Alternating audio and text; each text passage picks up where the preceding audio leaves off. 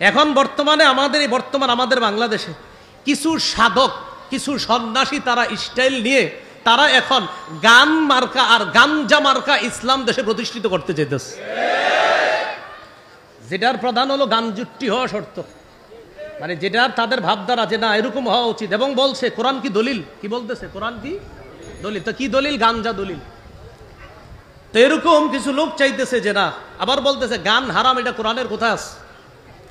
তাহলে কি নজর ইবনে হারেস ইরান থেকে কিছু গায়িকা ক্রয় করে আনছে, কিছু গান গল্প মিথ্যা গল্প ক্রয় করে আনছে। উদ্দেশ্য কি? কোরআন না শুনে যেন তারা কি শোনে? গান শোনে আর মিথ্যা গল্প শোনে।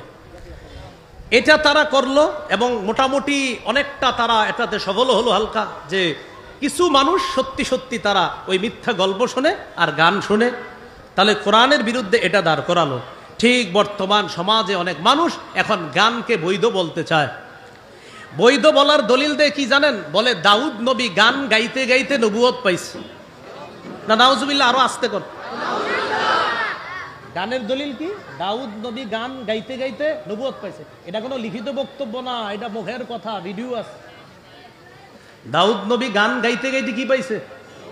দলিল নিচে কোত্থেকে জানেন? বুখারীতে মিজমার আছে একটা, এই মিজমার মানে মনে করছে গান। এখানে সহিহ বুখারীর 5048 নম্বর হাদিস। এই হাদিসের মধ্যে আছে রাসূল সাল্লাল্লাহু আলাইহি সাল্লাম তার সাহাবী আবু মুসা রাদিয়াল্লাহু তাআলা আনহুকে বলেন, আবু মুসা লাকাদ উতিতা মিজমারাম মিন মাজামিরি আলি দাউদ, দাউদ নবীর কণ্ঠস্বর যেমন সুন্দর তোমাকেও তেমন সুন্দর কণ্ঠ দেওয়া হয়েছে। এই কণ্ঠকে এখানে নিয়েছে কি? যে দাউদ নবীর গান যেমন সুন্দর তোমারও গান তেমন সুন্দর। এটা কারা দলিল দিচ্ছে? যারা গানকে বৈধ করতে চায়। সহিহ মুসলিমের বর্ণনা 1737 নম্বর হাদিস, আর ইসলামিক ফাউন্ডেশন অনুযায়ী 1725 নম্বর হাদিস, 1725 নম্বর হাদিস। এই হাদিসের মধ্যে আছে রাসূল সাল্লাল্লাহু আলাইহি সাল্লাম তার সাহাবী আবু মুসা রাদিয়াল্লাহু তাআলা আনহুকে বলেন, আবু মুসা আমি গতকালকে রাত্রে তোমার কোরআন তেলাওয়াত শুনলাম, আমি গত রাতে তোমার কোরআন তেলাওয়াত শুনলাম। তুমি যদি জানতে যে আমি তোমার পাশে কোরআন তেলাওয়াত শুনছিলাম, জানো তোমার কোরআন তেলাওয়াত শুনে আমার কি মনে হয়েছে? লাকাদ উতিতা মিজমারাম মিন মাজামিরি আলি দাউদ, দাউদ নবীকে যেমন সুন্দর একটা কণ্ঠ দেওয়া হয়েছে, এটার মাধ্যমে তিনি জাবুর তেলাওয়াত করতেন, তোমাকেও এমন সুন্দর একটা কণ্ঠ দেওয়া হয়েছে। উদ্দেশ্য কণ্ঠ না গান? উদ্দেশ্য কণ্ঠ না গান? এই কণ্ঠরে বানাইছে গান। সহিহ বুখারীর বর্ণনা, বলেন কোন কিতাবের? বলেন 5590 নম্বর হাদিস। বলেন নবীজি বলেছেন, আমার উম্মতের মধ্যে একদল মানুষ হবে যারা জিনাকে হালাল মনে করবে, রেশমের পোশাক হালাল মনে করবে, মদ হালাল মনে করবে, বাদ্যযন্ত্র হালাল মনে করবে।